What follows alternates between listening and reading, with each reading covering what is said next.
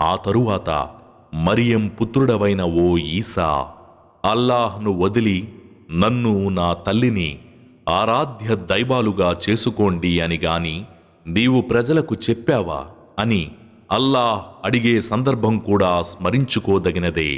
అప్పుడు ఈసా ఇలా విన్నవించుకుంటారు: ఓ అల్లాహ్, నిన్ను పరమ పవిత్రునుగా భావిస్తున్నాను.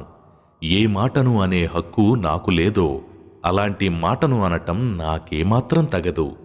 ఒకవేళ నేను గనక అలాంటిదేదైనా అని ఉంటే అది నీకు తెలిసి ఉండేది.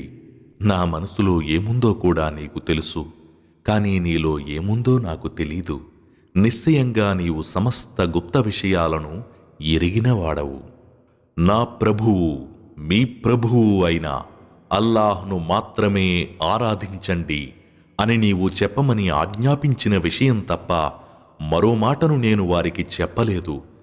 నేను వారి మధ్య ఉన్నంతకాలం వారిపై సాక్షిగా ఉన్నాను. నీవు నన్ను పైకి లేపుకున్న తరువాత నువ్వే వారిని కనిపెట్టుకుని ఉన్నావు. వాస్తవానికి అన్ని విషయాలను కనిపెట్టుకుని ఉండేవాడవు నువ్వే.